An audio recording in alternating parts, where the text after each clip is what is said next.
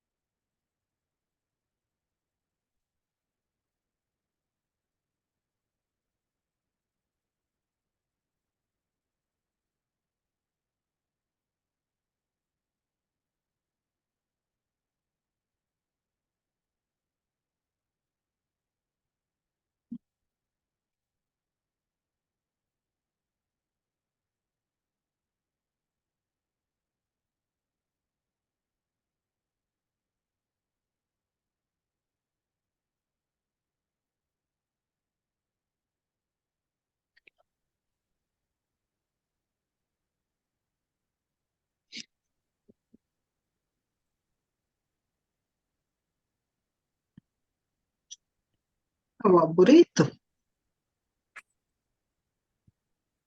Labrīt. Labu rītu! Es vēl savu skaļruni regulēju, bet man liekas, ka ir labi un vajadzētu būt, ka mani var dzirdēt. Kristīna māja galvu. Man jau ir lūgums arī pārējām meitenēm kameras slēgt iekšā. Noteikti, kad runātājiem, lai cik viņi arī šajā pusē ekrānam būtu, vienmēr ir vieglāk runāt, ja ir kāds seja dzīva otrā pusē. Bet neapvainošos arī, ja nebūs kameras ieslēgtas. Es saprotu, ka kādreiz interneta resursi ir ļoti liela vērtība un viņi ir jāizmanto. Un ja viņi neļauj kameru slēgt, tad labāk ir dzirdēt nekā varbūt skaisti izskatīties kamerā. Kā jau parasti arī pāris minūtes es varbūt runāju kaut ko nenozīmīgu, kamēr mēs visi pieslēdzamies un sakārtojam darba vidi un ļaujam varbūt noregulēt. Dikti daudz mēs šodien neesam, tāds neliels pulciņš pagaidām, un vēl turpinās meitenes pievienoties un arī ielaidīšu daļā mūsu kopējā sarunu telpā. Tā kā tas arī ir viens no tiem, varbūt, iemesliem, kāpēc pagaidām vēl tas tādā procesā. Ļoti jauki, ka Agrita arī parādās ekrānā. Labrīt, Agrita, un speciāls sveiciens tiem, kas parādās ekrāna. Es esmu mieru katru sveicināt un katram pamāt ar galvu un pateikt paldies. Nu, lūk, šodien ir ārā skaista trešdiena, sniegs. it kā vēl novembris, bet ārā ir dziļa ziema, un laikam tā ziema ir atnākusi uz palikšanu. Bet ir novembris. Kas ir svarīgs novembrī, un ko es arī pieminēšu, kāpēc novembrī. Nore un draugs Melnais arī klausīsies lekciju. Forši ar visām labām enerģijām. Tā, vēl Antriņa pievienosies. Lūk, un es esmu ārsts, es esmu doktora Inese Polmana. Pēc izglītības esmu ķirurgs, bet arī esmu Cilmes šūnu bankā ārsts, konsultants, kurš droši saka, kad arī pārzina varbūt Cilmes šūnu tādu pielietošanas procesu mazliet vairāk, kā mums ir skolā mācīts, un mazliet vairāk nekā sabiedrībā mēs par to zinām. Un tāpēc šodien esam sapulcējušās kopā. Mans uzdevums ir pastāstīt par nabassaites Cilmes šūnām. Par nabassaites Cilmes šūnām, kā aicinājām uz lekciju, par nenovērtēto potenciālu. Jo mēs esam dzirdējuši, ka ir nabassaite, mēs esam dzirdējuši par Cilmes šūnām, mēs tā kā ar vienu ausu galu esam noteikti dzirdējuši to, ka var pie dzemdībām paņemt jaundzimušā Cilmes šūnas. Un šodien, runājot par to potenciālu, kas tad ir nabassaites Cilmes šūnās un kāpēc viņas ir tik svarīgas un kāpēc par viņām vajag runāt un daudz runāt un atgādināt, tad arī pārslēgšu tūlīt prezentāciju un tādā aspektā runāšu jau balstoties uz to, ka novembris ir īpašs mēnesis, ir nabassaites asins diena 15. novembrī un katru gadu šajā arī datumā un kādu laiku pēc tam ir ļoti vērtīgas speciālistu lekcijas, kuras ir ne tikai varbūt ļoti specifiskiem ārstniecības metožu zinātājiem vai nezinātājiem, bet tās ir lekcijas, kuras ir domātas arī vecākiem, interesantiem, un tāpēc arī šīs dienas lekcijā būs liela daļa no tā, ko es saklausīju un sadzirdēju šajās lekcijās. Padalīsimies ar ekrānu.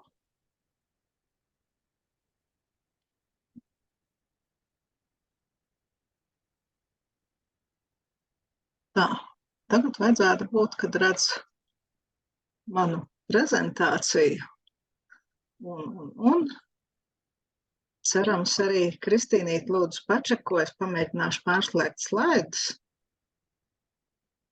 Pārslēdzās. Nu re, taču šinī reizē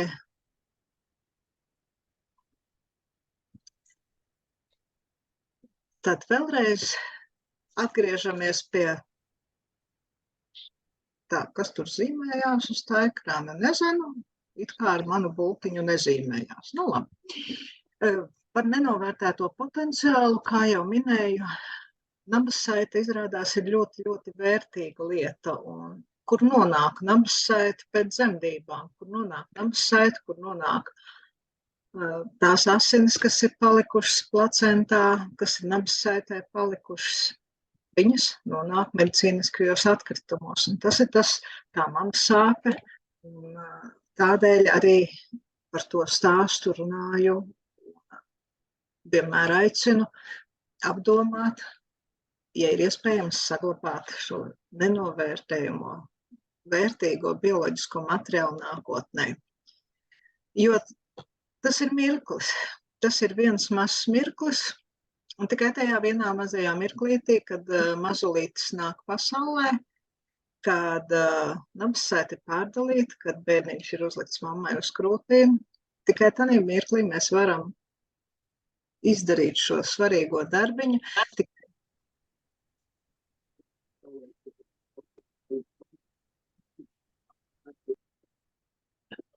Tā, kurš runā? Inese nedzird tevi. Mani nedzird. Jā. Bet tu dzirdēji? Beigas nedzirdējām. Kaut kas noraustījās. Varbūt, tāpēc, ka kaut kas pa vidu.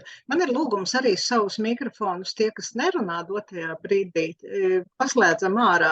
Es dzirdēju tādus fona trokšņus, iespējams, ka tāpēc pārslēdzās uz tiem trokšņiem un manu tekstiņu nedzirdēju, jo ja tagad Kristīna dzird mani labi, tad ar skaņu vajadzētu no manas puses būt visam kārtībā, bet kādreiz ir, ja runā visi reizē, tad mēģina pārslēgties uz nākošo runātāju un kaut kur vārdiņi pazūd. Nav teikts, ka mēs nedrīkstam celt roku runāt, un man arī ir aicinājums jautājums, rakstiet čatiņā, pabeigsim izrunāt tēmu, un tad arī pieskarsimies jautājumiem, un visus jautājumus, kādi būs radušies, mēģināsim atbildēt, ja ne tikai es, tad visi kopā. Bet tātad atgriežoties vēlreiz, tas uzsvars ir uz to mirkli, kad mazais ir piedzimis, kad vecmāte pārdala nabasaiti, vai vecmāte, vai tētis, vai mamma, kad mums paliek nabasaiti, mums paliek placenta, mums paliek gaļas gabals, kuru mēs izmetam medicīniskajos atkritumos.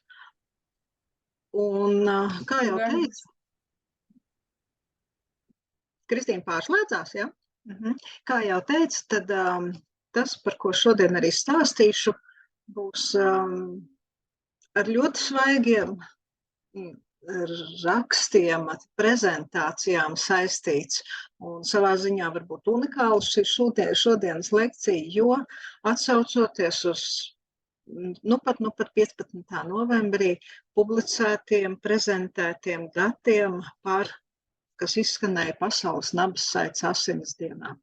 Augšpusītē ar sarkanu ir saita.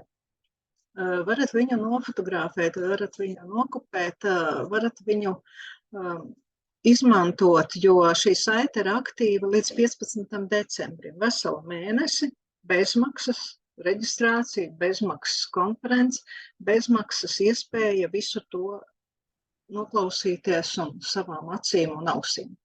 Un, ja pie vēstures pieskaramies, kāpēc šāda Pasaules nabasaites asinis diena,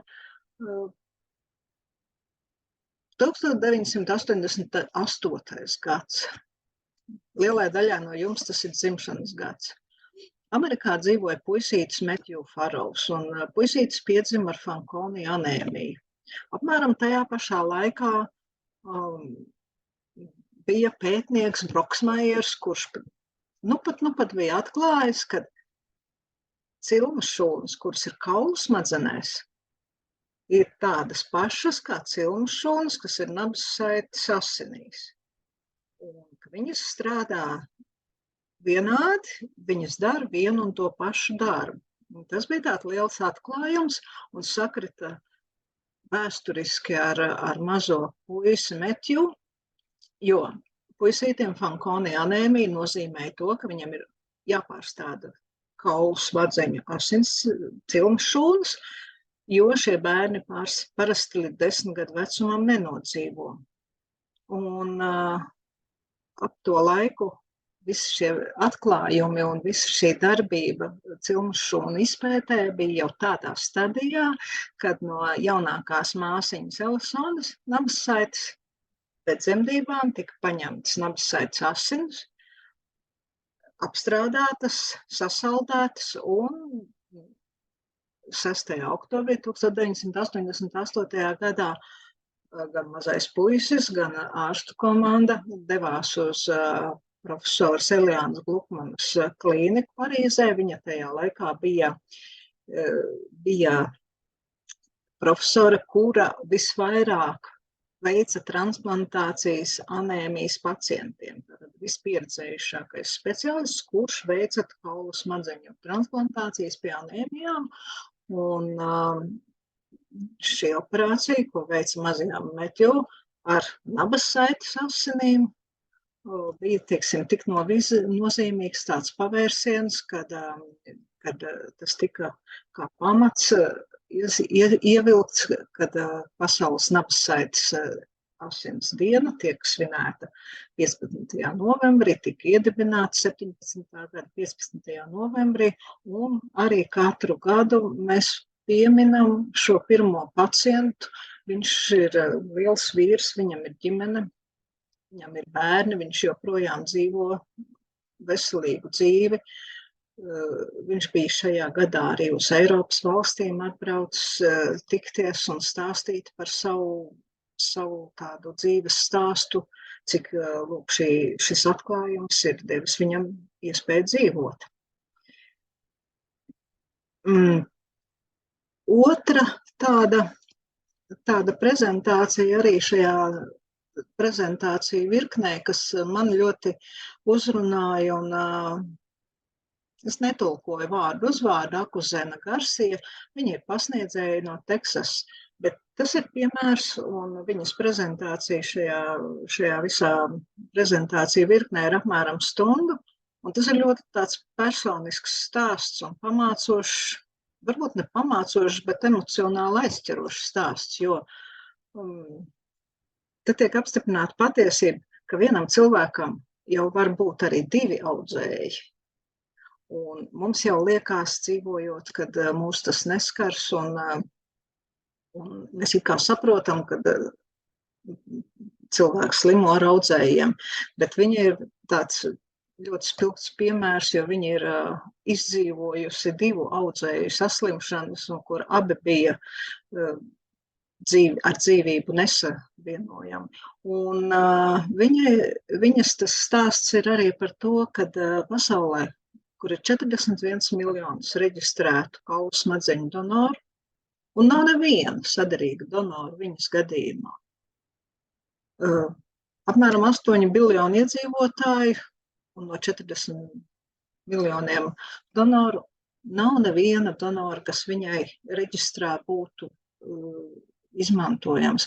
Un viņa stāsta par savām sajūtām, par to gaidīšanu, ka tu gaidi, jo slimība iet uz priekšu, slimība negaida. Gaida pacients, kurš gaida izveseļošanos. Un pēc šīs tādā gaidīšanas periodā, kas apmēram 2 gadus viņas gadījumā gāja, pēkšņi vienā dienā viņa saņem zvanu, kad ir atradušies 2 nabassaites asiņu paraugi. Tātad ne kaulu smadzeņu reģistrā neviens, kas viņai būtu piemērojams, nav, bet 2 nabassaites asiņu paraugi. Un tad, kad jautā viņai par to, vai viņa zina, kas bija viņas donori, tad viņa, protams, nezina, kas bija viņas donori, bet abi šie nabassaites asiņu paraugi bija no puisīšiem, kas ir dzimuši apmēram kādu gadu iepriekš šīs saslimšanas epizodes. Un tas tikai pasvītro to, cik teiksim, tā situācija ir kritiska, cik tā pacienta dzīvība karājas mata galā, un tas gaidīšanas laiks uz to, vai atradīšu donoru un dzīvošu vai nē, un pēc kaut kāda laika posma man būs jānomirst, tas ir ļoti, ļoti, ļoti emocionāli, kad mēs runājam ar reāliem pacientiem, viņu stāstiem. Un mūsu tāds aicinājums jau pāris gadus ir neizmet, bet saglabā. Un arī Azucenas tajā stāstiņā beigās arī pavīd tieši šis pats aicinājums. Neizmetiet, bet saglabājiet. Tad varbūt iesāku par donoru materiālu, un daudz, kur arī mēs tā domājam, kad necīniet uz priekšu, un gan jau tad, kad es būšu pieaudzis, vai bērniņš būs pieaudzis, vai ģimenē, kad tā situācija būs, ir taču tik daudz iespēju, un tad jau tiek meklēta arī donoru materiāls, un varbūt tad atstājam šo domu uz to brīdi, kad tā situācija būs aktuāla. Ja mēs runājam par statistiku un par šo donoru atrašanu, kā jau jūs dzirdējāt, kad ir uzskaitīti apmēram 40 miljonu cilmšūnu donoru, pārsvarā tie ir Eiropas reģistrā, un tas sastāda 0,5% no 8 biljoniem iedzīvotāju, kas ir uz visas lielās apaļās planētas. Un medicīniskā statistika saka, ka 50% gadījumu mēs varam atrast pacienta ģimenē donoru, bet pārējā puse no pacientiem varētu būt kā Ašcenas stāstā, kad ir jāgaida, nesagaida, nevar atrast, nevar piemeklēt. Ja, līdz ar to šis saglabātais cilmes šūnu materiāls pie dzemdībām, tas bioloģiskais materiāls, ko mēs noliekam cilmes šūnu bankā, varētu būt arī vienīgā atslēga uz donoru piemeklēšanu nākotnē. Un kas to vēlreiz varbūt arī šajās lekcijās izskanēja, daudziem lektoriem jautāja, kā jūs redzat nākotni, kā jūs redzat šīs sfēras attīstību nākotnē. Un tā atziņa ir tāda, ka pasaule diversificējas un jau tagad, ja mums ir jāatrod kaulu smadzeņu donors, mēs to nevaram izdarīt visos gadījumos, tātad 50% gadījumos tas nav iespējams, bet nabasaitas asinis vai nabasaitas audi šeit būtu tas, kas ir nepieciešams. Bet tā ir šī brīža situācija, kurā mēs patreiz dzīvojam, pieaugušiem, jāreikinās, ka mēs kļūstam etniski aizvien dažādāki, atšķirīgāki, ne tanī, ka mēs varbūt sajaucamies un ka tas ir slikti vai labi, bet līdz ar to veidojās atšķirīga šūnas informācija, ja, kas radīs pasaulē problēmas atrast līdzīgu, identisku šūnas, kā to var nosaukt, informāciju. Un tāpēc bērniņi, kuri tagad dzimst, un tad, kad viņi pieaugs, ja, tad šī tendence tikai pasliktināsies un būs aizvien grūtāk un grūtāk meklēt donoru pasaules reģistrā. Un vēlreiz tātad vienmēr par to aicinu, kāpēc tad nesaglabāt šo jaundzimušā materiālu, šo nabassaiti, tādā veidā investējot savas ģimenes un mazuļa drošībai nākotnē. Pasaules nabassaites asins diena un arī varbūt tad, kad mēs runājam par nabassaites audiem un asinīm un izmantošanu, mēs pieminam, ka apmēram 70% ārstēšanas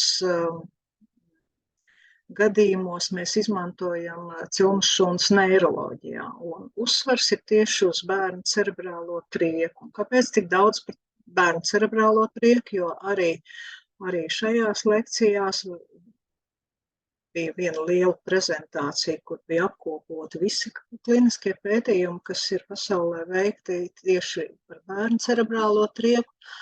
Tāpēc, kad apmēram 3000 aktīvu pētījumu pašlaik ir kopumā, bet liela daļa ir tieši bērnu cerebrālā trieka. Un šeit atbilde ir tāda, ka no 2 līdz 3 pacienti uz 1000 dzimušiem bērniem. Un tas ir pietiekoši liels statistikas cipars. Ja mēs, teiksim, ja dzemdību skaits Latvijā ir ap 17 000 bērniņu, tad šie 3 uz katru 1000 nemaz nav tik maz, paskatoties tādā Latvijas kontekstā. Un tā problēma ir tā, ka nav skrīninga diagnostikas metožu, lai mēs varētu viņu paredzēt. Un nav arī patoģenētiskā ārstēšanas iespēja. Ja? Tā ārstēšana, ko mēs veicam, ir rehabilitācija, atjaunojoša, uzlabojoša. Un kas tad ir bērnu cerebrālā trieka? Tas vienkāršais uzskats varbūt ir tas, ka tas ir skābekļa bads, dzemdību, grūtu dzemdību varbūt ceļā, skābekļa bads smadzenēm. Un izrādās arī šajā ziņā šī slimība tiek daudz pētīta, jo, ja mēs pētam, kā viņu ārstēt, mēs pētam patoģenēzi, mēs pētam dažādas cēloņu sakarības, un izrādās, ka tiešais skābekļa trūkums tajā pašā dzemdību procesā, tai dzemdības ceļos ir tikai viena sadaļa, bet ir daudz arī citu faktoru, kas izraisa cerebrālās triekas attīstību. Un bērnu cerebrālā trieka nav tikai tieša paralīze ar nespēju kustēties, viņi ir no vieglām motorām aizturēm līdz šīm paralīzēm ir ļoti daudz un dažādas stadijas. Un arī ir daudz blakus diagnozes, kas pavada bērnu cerebrālo trieku.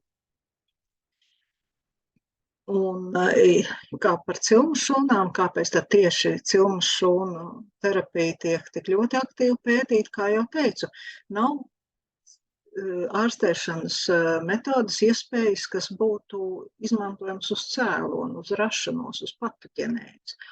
Savukārt 15 gadu laikā ir novērošanas tāds rezultāts, ka vienam no 3 bērniem tiek novērota uzlabošanās. Un pacientu skaits un pētījumu skaits ir gana lielāks, bet ja mēs ņemam šajā prezentācijā Austrālijas 2 daktaras ir apkopojušas datus par 500 pacientiem no visas pasaules 15 gadu laikā, bet viņas ņēma par pamatu tādus vienotus kritērijus, jo, kā jau es teicu, ir dažādas bijuši ārstēšanas veidi, gan pēc tēvas, gan pēc šūnu veida, gan pēc metodikas, gan pēc arī pacienta smaguma kritērijiem, ja, bet šeit no tā visa lielā maisa tika apkopot 500 pacienti ar salīdzināmiem kritērijiem, kas ir ļoti, ļoti svarīgi veicot klīniskos pētījumus, lai būtu salīdzināmi kritēriji. Un tas secinājums, kā tad darbojās cilmu šūnas pie bērnu cerebrālās triekas, pirmkārt, tas tāds imūnmodelējošs. Imūnmodelējošs mehānismi ir dažādi, bet tas modulējošais mehānisms, iedarbojoties uz blakus šūnām, palīdzot viņām arī nepareizā situācijā strādāt pareizi. Un kas ir pats svarīgākais un ko visos pētījumos pirms mēs viņus varam apstiprināt, metode ir droša. Tātad tas nu gan ir akurāt tas pirmais, kas ir jāapstiprina zinātniekiem, kad metode, kura tiek pielietota cilvēkiem, ir droša un mēs nevienam nenodarīsim sliktu tikai tāpēc vien, ka būsim izmantojuši kādu jaunu ārstēšanas metodi. Un kā jau teicu, tā kā ir pielietotas dažādos pētījumos dažādas devas un dažādas aplikācijas skaits, un tad, protams, ir nepieciešami papildu pētījumi, un arī esošie pētījumi dod tādu signālu, ka efekts ir atkarīgs no pielietotās devas lieluma. Ja, un tad tas ir tas patreizējais tāds varbūt tāda platforma, uz kuras ir jāveido nākošie pētījumi, jo šī tā joma, kur pacientu ģimenes, arī medicīnas sabiedrība seko līdzi ar tādām cerībām, ka tas būs nākotnē iespējams ne tikai klinisko pētījumu tādā aspektā, bet ka to mēs varēsim apstiprināt ārstēšanas metodi pie bērnu cerebrālās triekas. Vēl kāds uzsvars un kas varbūt ir arī tās cilmu šūnas. Tas cilmu šūnu materiāls, ko mēs paņemam, tas nav tikai tāds asiņu maisiņš. Tur ir daudz dažādu šūnas un pašas asins cilmu šūnas, tur ir tikai ap 0,1%. Ja? Tur ir vēl dažādas jaunās šūnas, kuras arī var būt noderīgas. Un tāpēc, ja 30 gadus mēs runājam par nabasaites asins cilmu šūnu transplantāciju, un tā ir apstiprināta metode pie apmēram 80 diagnozēm, tad pēdējie gadi liek strādāt zinātniekiem ar šīm šūnām jau jaunā tādā aspektā, izmantojot varbūt nevis pašu šūnu, noliekot viņu pareizā vietā vai kā savādāk, bet pārveidojot šīs šūnas un uz viņu bāzes izgatavojot pavisam jau citus produktus. Un tās ir jaunieviestās terapijas zāles. Pēc būtības tātad tie ir biotehnoloģija procesi, ja tie ir vai nu pavairotas, izmainītas, modificētas šūnas. Katrā ziņā tās, ko mēs saucam par jaunieviestās terapijas zālēm un iegūstam šo biotehnoloģisko procesu gala rezultātā, tās ir jau šūnas, kuras dara citu darbiņu, nekā viņas bija sākotnēji saimnieka, teiksim, organismā. Tātad būtiski manipulēts, būtiski pārveidots, varbūt tikai ir genoms izdalīts un modificēts un izmantots, varbūt tikai kādas nukleīnas kābes. Ja? Tātad šīs zāles, jaunieviestās terapijas zāles, ir tā sfēra, par ko sākām runāt kādus gadus atpakaļ. Literatūrā arī lasam, ka cilnu šūnas var izmantot audzēju ārstēšanā. Un ir tas jautājums, kā tad audzēju ārstēšanā mēs varam izmantot cilnu šūnas, kuras pēc būtības ir jaunas un stimulējošas, un tad jau mēs stimulēsim pašu audzēju arī. Un tāds mehānisms, par ko mēs runājam šajā jomā, ir imunterapija. Bet imunterapija nozīmē to, ka mēs, ja izdolām imunās šūnas no nabasaites asinīm, tur, kur ir nabasaites asins tajā maisiņā, gan asins cilnu šūnas, gan monocīti, dažādas jaunās šūnas, no tā vajag paņemt tikai imunu šūnas, un tad zinātnieki pirmkārt pierādīja, ka pavairojot viņus mēs varam dabūt tādu pašu efektu, kā tas, kas notiek mūsu kaulu smadzenēs atjaunošanās veidošanai. Ja? Un tad jau laboratorijā tālāk zinātnieki strādāja pie tā, lai, teiksim, noteiktu imunu šūnu tipu varētu izdalīt no tā kopējā maisiņa, saucamie killer cell, kas pēc būtības arī mūsu ķermenī ir pirmās tādas cīnītājas pret vīrusiem un audzējiem. Viņas iziet pirmās tajā cīņā, tajā ierindā, un ja viņas nebūtu, tad katra vīrusu saslimšana mūs nogalinātu. Un līdz ar to mēs varam izdalīt, lūk, kādu daļu no šīm šūnām. Otra lieta ir tās saucamie KRT produkti. Latviski tulkojumu šim jēdzienam tieši nav, bet ideja arī ir tāda, ka tā saucamie naturālie killeri. Laboratorijā šīs šūnas modificējot, viņām tiek dots uzdevums atrast specifisku šūnu, tātad specifisku vai no audzēju vai citas šūnas, kas nebūtu vajadzīgas. Un viņas uz to šūnu iet kā tāda vāka, viņa nes to signālu, nes to iznīcinošo signālu, un tādā veidā arī var iznīcināt audzēju šūnas. Šīs ir tās jaunākās šūnu terapiju metodes, kas zinātnē un praksē nu pat sāk ieviesties, kuras arī vēl ir pētījuma stadijā. Bet daļa no šiem tā saucamiem KRT produktiem ir arī apstiprināti izmantošanai praksē. Eiropas zāļu aģentūra ir apstiprinājusi, un arī mūsu kompānija, Cilnu šūnu banka, PBKM, lielā kompānija, arī savā laboratorijā ir izveidojusi tādu atsevišķu divīziju, kur ražo šos produktus.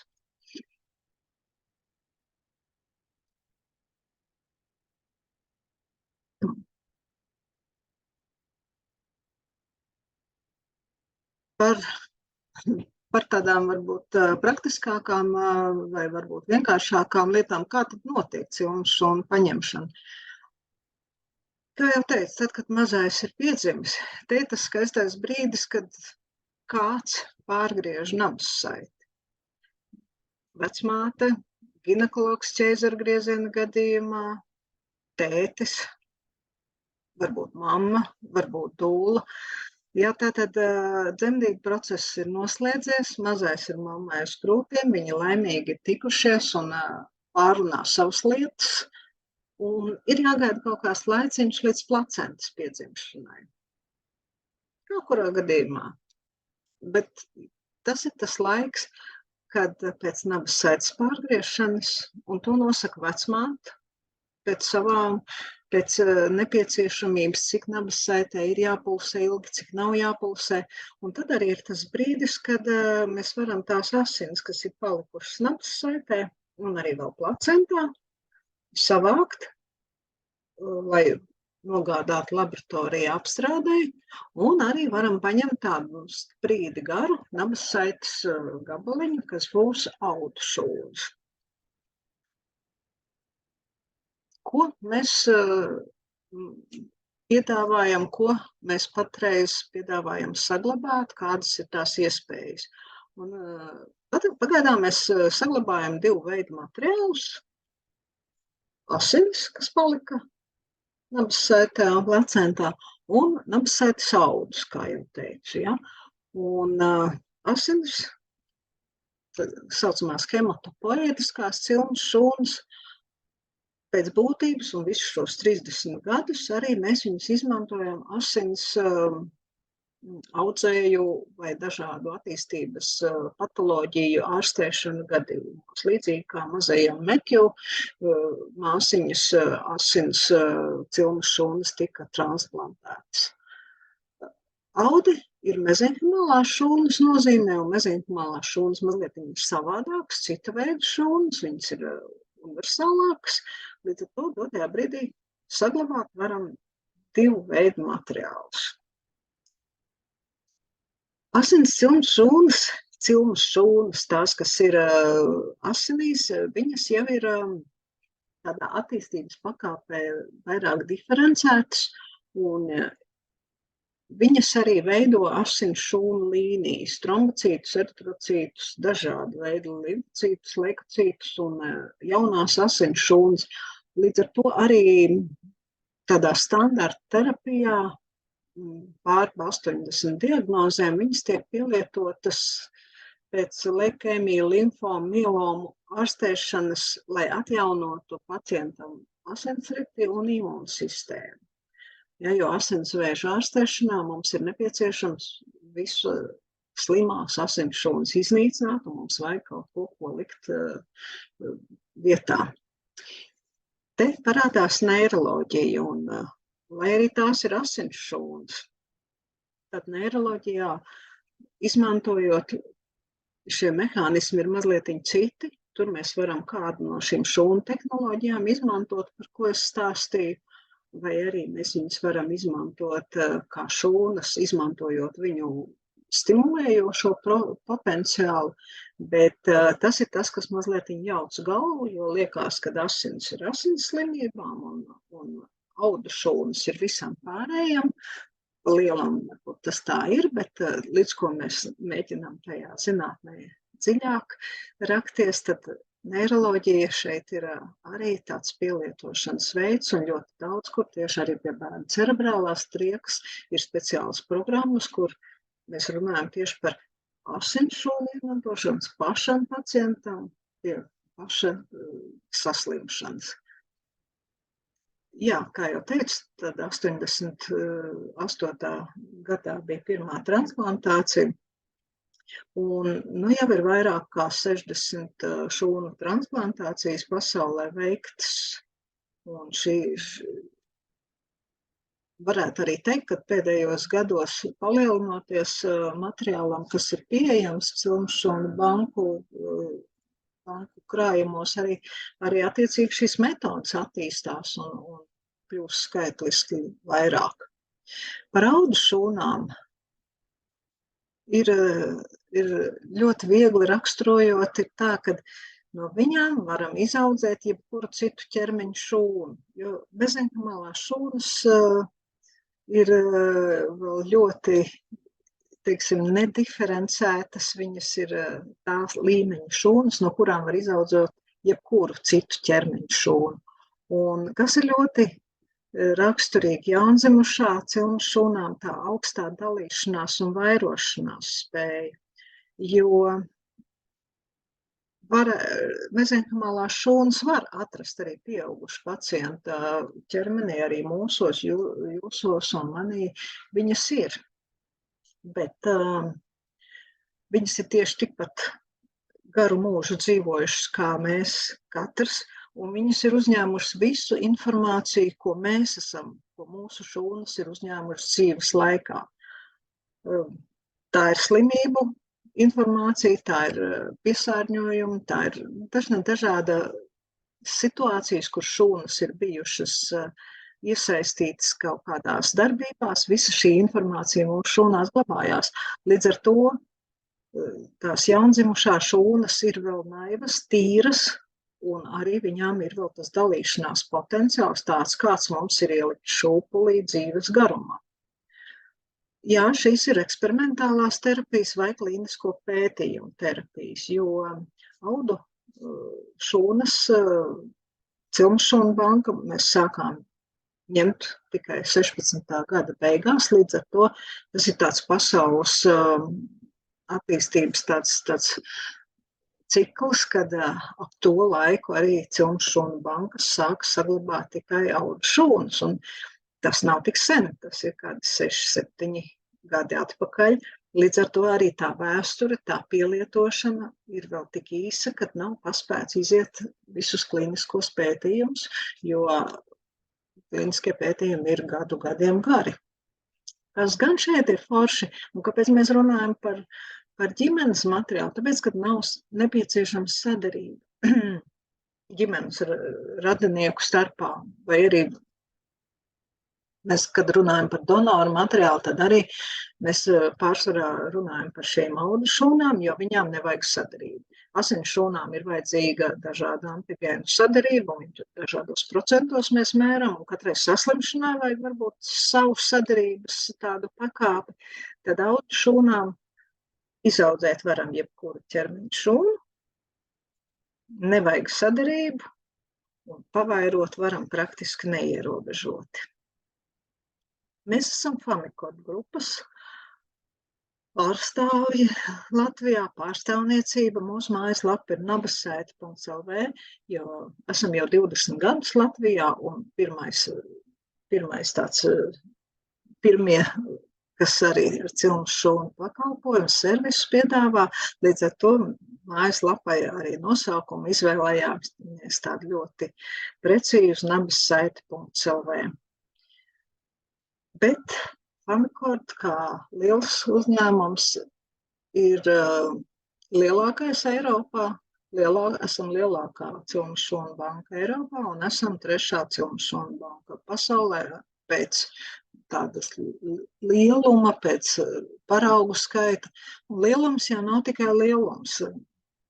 Mēs esam vairāk nekā tikai cilmšūnu banka. Kāpēc? Tāpēc, ka mēs esam vienīgā banka, kas Eiropā, kura piedāvā reālu ārstēšanu pacientiem. Un tas ir tas ļoti svarīgais aspekts, ka mēs mākam ne tikai paņemt materiālu, sagatavot glabāšanai nākotnē, bet mēs arī piedalāmies pētījumos, piedalāmies kopā ar zinātniekiem un arī meklējam ārstēšanas iespējas saviem pacientiem. Un kartē ar gaišu zilu ir iezīmētas tās valsts, kur mums ir izvietotas mūsu 13 laboratorijas. 13 laboratorijas ir liels skaits uzņēmumam, un tā kā viņas praktiski pārklāja Eiropas tādu teritoriju, tad arī tas ir tāds varbūt skaitlis, kas ļauj ļoti plaši veikt pētījumus un dažādos reģionos, dažādās programmās, varbūt ar dažādiem centriem kopīgi sadarboties. Un tāda statistiski interesants cipars, kad Eiropā no visām dzemdībām apmēram 2% vecāku saglabā nabasaites cilmšūnas. Tas ir tāds vidējais skaidrs, tas nav daudz, bet, kā jau es teicu, pašā sākumā jārēķinās, ka šī tendence piemeklēt sadarīgu donoru ar gadiem samazinās. Un vēl kāpēc tad ir vērts būt Famikod grupas klientam, ne tikai tāpēc, kā es saku, ka mēs esam ļoti liels uzņēmums, bet saistībā ar šīm jaunieviestās terapijas zālēm, ar šiem ATMP materiāliem, kā pasaulē viņus atpazīst pēc šāda nosaukuma, viņus var sagatavot tikai no tā materiāla, kas ir dotās bankas ietvaros. Tāpēc tās 13 laboratorijas, tāpēc te lielākā laboratorija Varšavas laboratorija, kur arī Latvijas bērnu materiāls glabājās. Tāpēc tas ir tik ļoti svarīgi. Mēs nevaram to cilmšonu materiālu, kurš ir glabājies kādās citās cilmšonu bankās, mēs viņu nevarēsim paņemt pie sevis laboratorijā, tad tur kaut ko saražot derīgu no tā. Ja? To nosaka likumdošana, to nosaka medicīniskās procedūras, ētikas, dažādi aspekti, kuri jo vairāk pielieto metodas praksē, jo vairāk arī ir dažādu, varbūt, blakus aspektu un dažādu regulējošu faktoru. Būs ātrāk šis izgatavošanas process un būs arī noteikti lētāks, un kā jau atkārtošos vēlreiz, kad mēs esam vairāk nekā Cilmšona banka, un par savu pacientu un viņa ģimeni mēs noteikti rūpēsimies, kas ir nenovērtējami tad, kad šī nestunda ir pienākusi. Ja ir tagad tā situācija, kad glabājas Cilmšona materiāls pie mums un ir tā vajadzība izmantot Cilmšonas ārstēšanā, kā tad tas notiek un kā tad tas darbojās un kā tad mēs meklējam. Un tas ir iekļauts šajā vienā tabulā, ne tabulā, bet tādā bildē, kur no vienas puses ir Concord grupas klienti, Latvija, Portugāle, Vācija, Polija, bet tā ir tā pacientu un klientu sadaļa.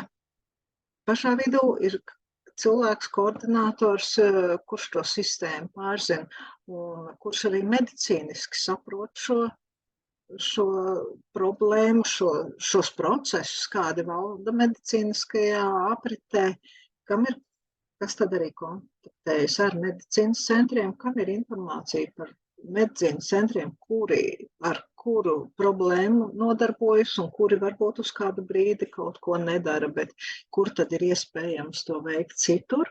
Un, protams, ir medicīnas departaments mūsu mātes kompānijā PVKM, kur arī gan glabājas materiāli, gan tiek veikti sākuma testi, gan arī tāda gudrība un nepieciešamība pēc padoma ir atrodama sarežģītos gadījumos un koordinācija starp valstīm, starp dažādiem centriem.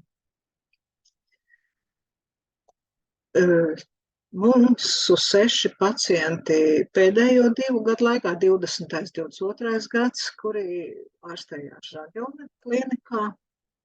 Neiroloģiskas saslimšanas visas ir, un ja par pacientiem un cik tad mums viņu ir un ko mēs esam ārstējuši, arī pirms šī 20. gada bija ārstēšanas gadījumi gan uz vecāku iniciatīvu, gan arī ar mūsu rūpēm.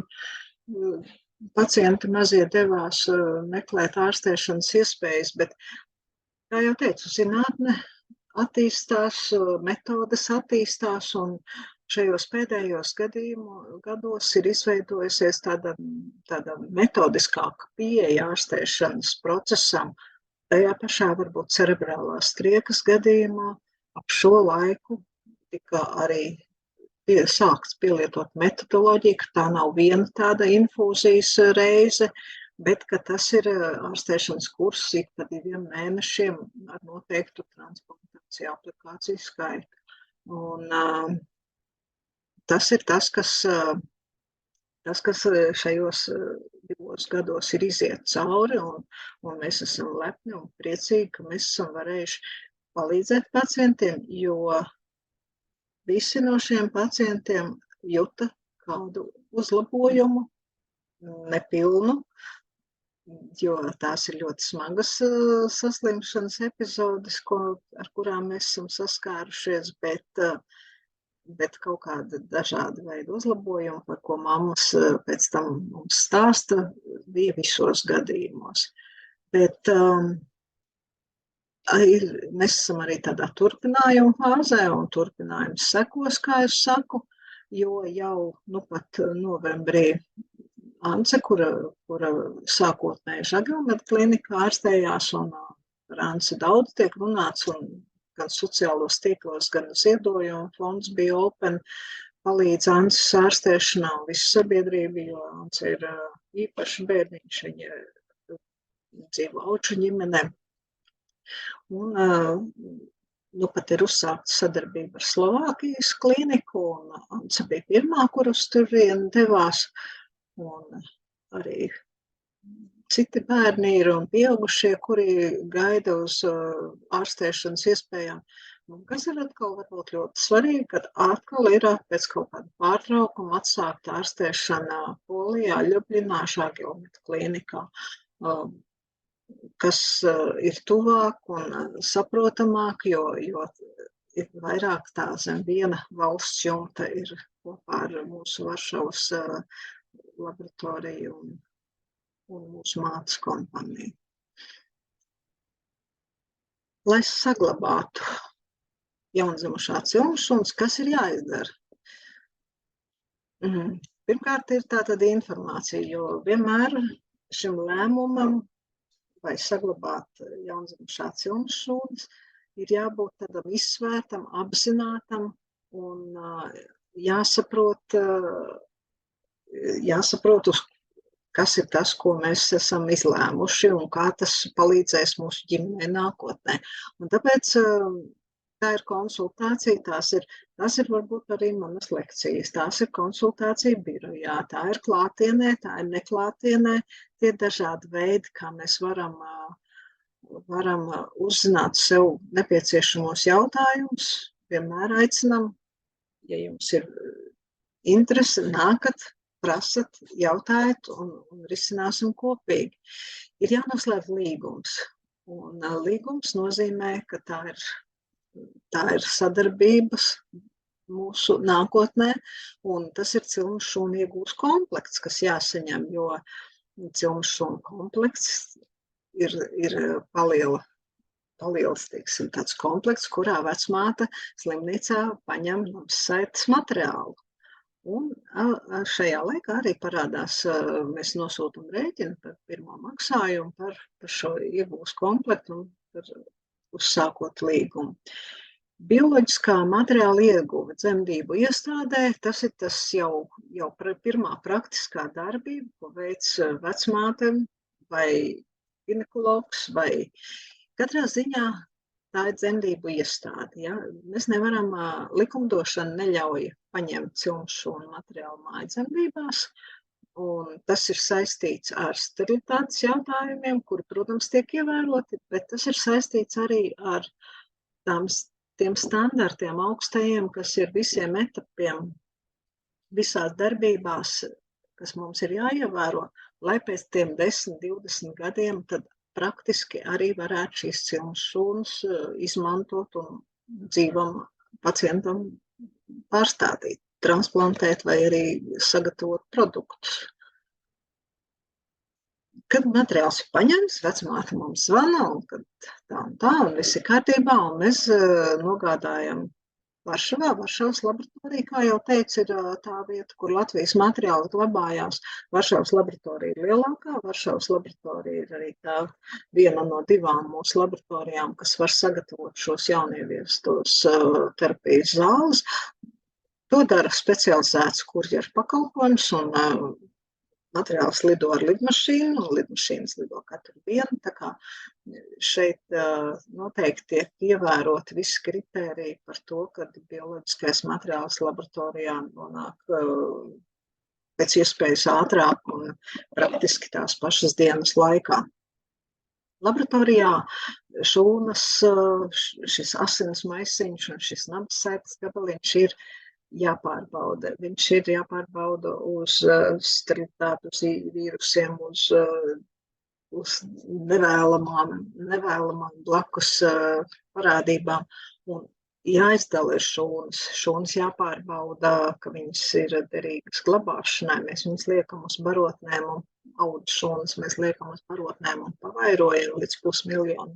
Un tikai tad mums ir tā garantija, ka pēc tiem gadiem, kad mums vajadzēs šīs šūnas atsaldēt un izmantot ārstēšanā, ka viņas patiešām būs tādas kā sagatavošanas, sasaldēšanas brīdī. Un tas ir ļoti, ļoti svarīgi. Un pēc apmēram 3 mēnešiem vecāks saņem certifikātu par bioloģiskā materiāla uzglabāšanu un arī pamatmaksas rēķinu, kas ir rēķins par visu to, kas laboratorijā ir izdarīts. Es esmu pielikusi arī tādu ļoti pārskatāmu, varbūt absolūti īsu tādu apskatu par cenām, par izdevumiem, ar ko ir jārēķinās, jo vai tas ir dārgs pakalpojums vai lēts pakalpojums, par to nav jēga diskutēt. Tās ir izmaksas, vislielākās izmaksas ir tieši par to laboratorijas darbu, jo šūnas, lai pavairotu, lai izaudzētu līdz tam 500 000, tas aiziet kādas 3-4 nedēļas, jo viņām ir noteiktā laika skaitā jāizveido noteikts skaits koloniju, lai kvalificētos, ka tas materiāls ir mērķtiecīgs saglabāšanai. Un gan šīs sākotnējās apstrādes, gan visvairāk varbūt šīs pavairošanas metodas ir pietiekoši dārgas, un tas ir tas, kas veido šo 1000 eiro maksājumu, kas ir par to visu, kas ir laboratorijā jāizdara. Bet svarīgi ir tas, ka sākotnējo maksu un pamatmaksu, viņš ir medicīnisks pakalpojums, ko mēs pēc tam čekus varam iesniegt valsts ieņēmumu dienestam pārmaksāto nodokļu atgūšanai.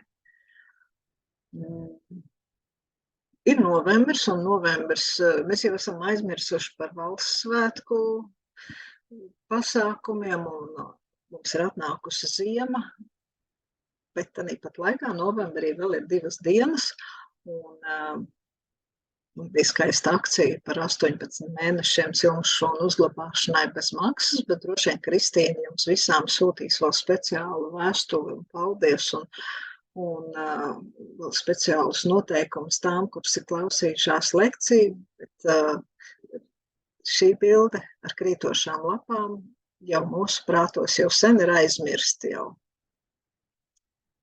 Paldies, tas bija tas, ko es vēlējos uzlikt prezentācijas veidā izstāstīt jums.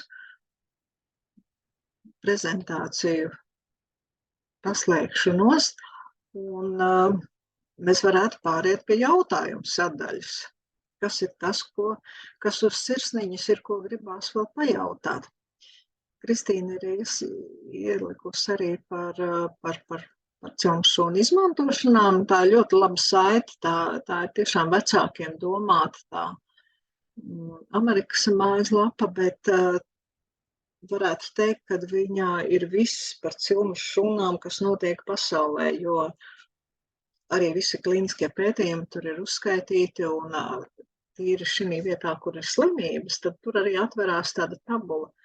Asins cilmes šūnas mēs varam izmantot pie tā. Tad mēs varam audu šūnas, un pa vidu ir kolonna, kur mēs varam gan vienus, gan otrus. Un līdz ar to, tad, ja mēs gribam noskaidrot, vai šito slimību varētu ārstēt ar cilmes šūnām, tad šī ir kā reiz īstā saite, kur to paskatīties. Ir jautājums, vai ir gadījumi, kad paņemtais materiāls izrādās nederīgs, un vai pastāv gadījumi, kad nevar paņemt materiālu vispār.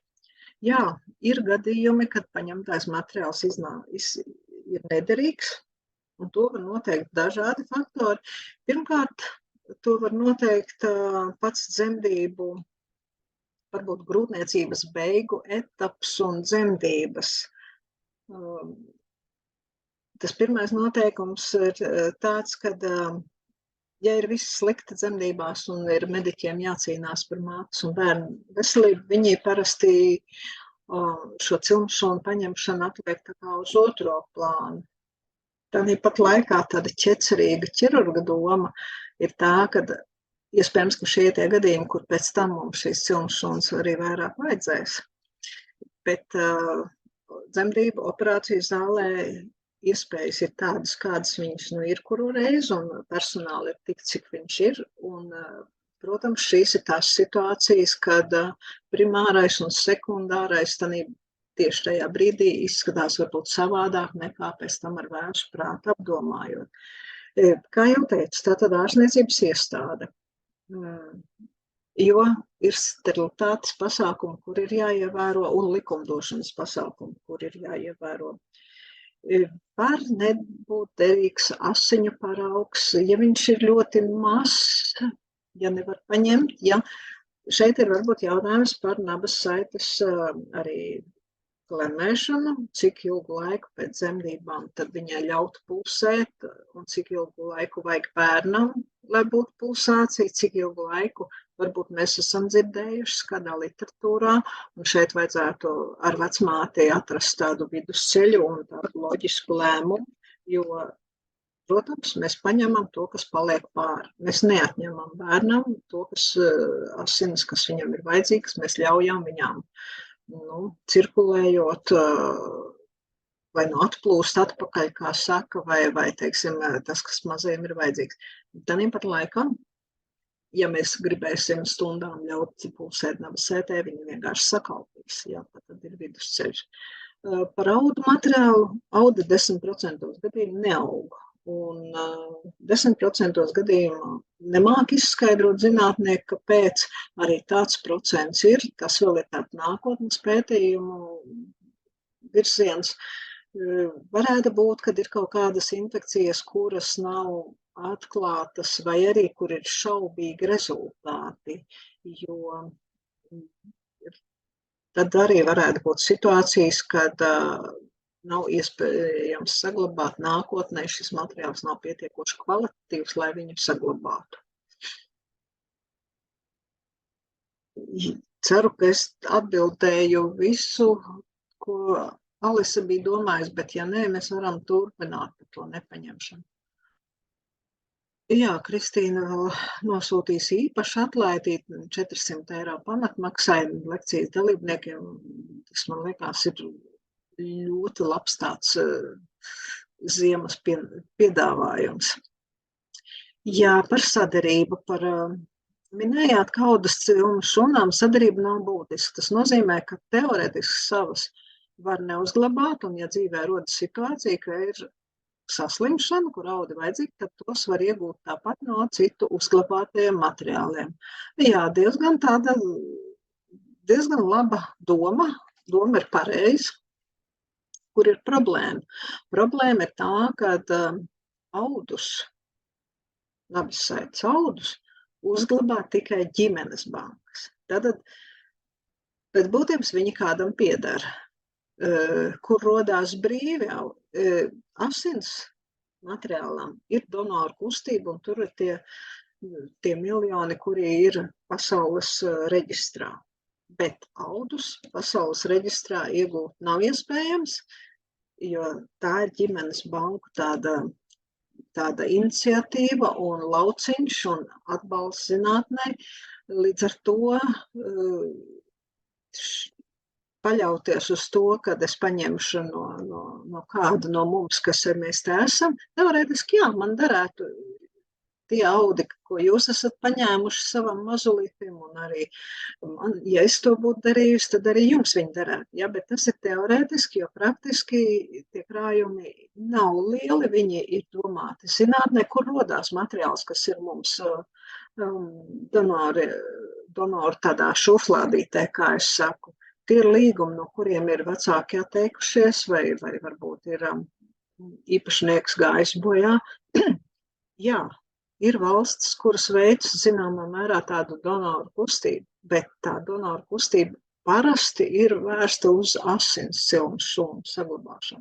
Ļoti maz ir audu šūnas, kuras ir iespējams bez saimnieka iegūt. Tāpēc, bet prātīgākais modelis varbūt tādā ģimenes aspektā ir, kad vienam no bērniem tomēr paņemt abus materiālus. Un tad gan brālis, māsa, mamma, tētis var uz savu ģimenes materiālu tieši tā arī skatīties, ka tad jau kāds ar mani padalīsies. Vai var paņemt materiālu dvīņu grūtniecības gadījumā 2 placentas? Dvīņi var paņemt dvīņu gadījumā, un dvīņi ir katrs par sevi liela personība, katrs dvīnis, tas nav 2 vienā vai 1 pa 2.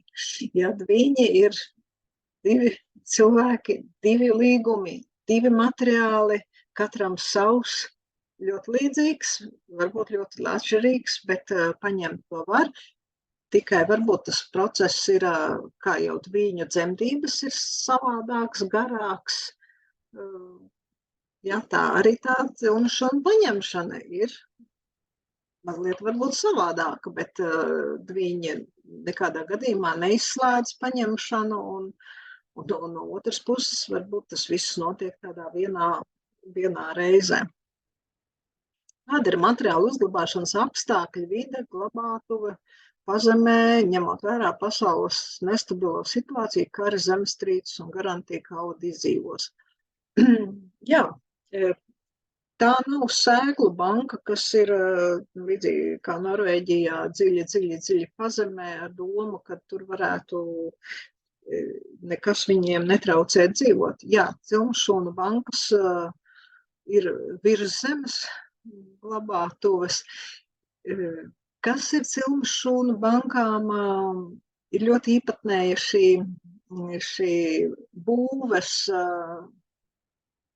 struktūra, infrastruktūra, enerģijas, gaisa spiediena dažādās telpās, tāda, teiksim, īpatnība. Tas ir kaut kas ļoti unikāls, šīs cilmšūnu uzglabāšanas telpas, kā lai viņas varētu pat varbūt nosaukt, tiešām par bankām jānosauc. Kari, Ukrainas karš parādīja nepieciešamību pēc vēl lielākas tādas varbūt autonomijas nodrošināšanas. Jā, tad parādījās pirmoreiz jautājums, cik tad ilgi bez enerģijas piegādes mēs varam uzturēt temperatūru, jo temperatūra ir apmēram -190 grādi, kurā glabājās tāpat liela kriostati, un mūsu bankā ir pāri 860 000 paraugu, ja, tuvojas 1 miljonam paraugu. Tātad tas ir milzīgs apjoms, milzīga tāda uzturēšanas struktūra. Un tajā, kā es teicu, Ukrainas kara attīstības rezultātā tad arī tika paildzināts šis autonomijas laiks līdz mēnesim, no 2 nedēļām līdz mēnesim. Ja mēs jau paskatāmies tā pilnīgi varbūt ļoti pesimistiski, tad jā, ja tā ir atombumba, kura ir uzkritusi tieši uz šīs celtnes, tad, protams, ka tas viss aiziet bojā un arī tuvākajā varbūt reģionā nevienam arī tas nebūs vajadzīgs, kas tur glabājās. Bet ko atkal varbūt šīs gadījumos nodrošina tas, ka mēs esam ļoti liels uzņēmums dažādās valstīs, un mums tādas situācijas ir bijušas, kad,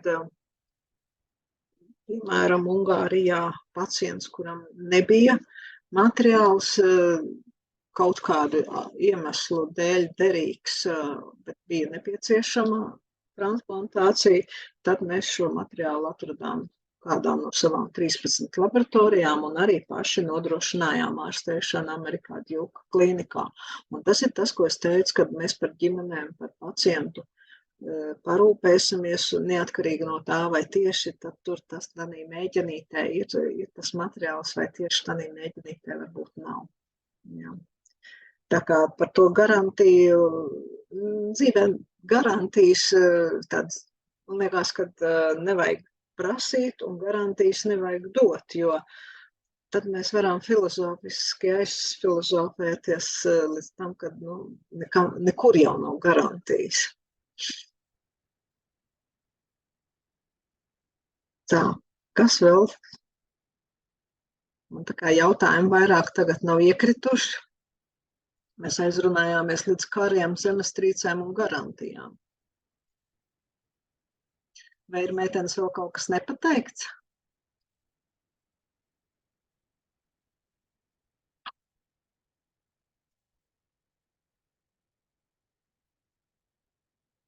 Alisei esmu atbildējusi, Svetlana un Inese.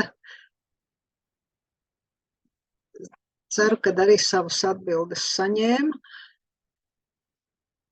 Stunda ir riņķī, esam parunājušies. Jā, akurāt, neviens jautā, varam arī pacelt roku un uzreiz teikt un atslēgt mikrofonu un arī vēl pajautāt, ja kaut kas nav palicis. Varam arī, jums paliek mūsu kontakti, jums Kristīnas vēstule būs, un ja akurāt ir kaut kas tāds arī varbūt, ko negribās klātienē jautāt, jūs noteikti varat vēstulē ierakstīt un jūsu kontakts tiks nodots man, un mēs varam sazvanīties, mēs varam izrunāt arī kaut kāds, tas jautājums varbūt par tādām medicīniskām lietām, kādreiz nāk prātā, ka tur ir tāda vai šāda problēma, vai būtu iespējams varbūt palīdzēt, vai kā man labāk rīkoties, droši varat tad dot ziņu, un mēs varam sazināties tad arī individuāli.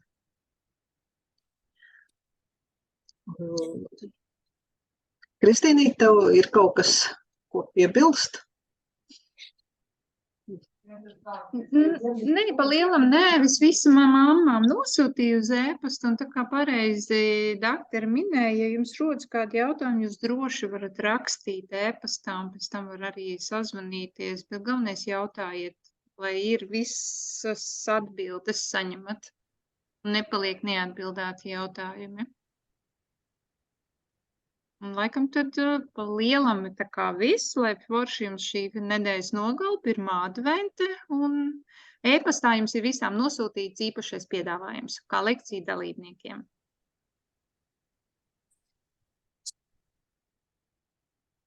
Svetlana, tā skaistu paldies ir uzrakstījusi.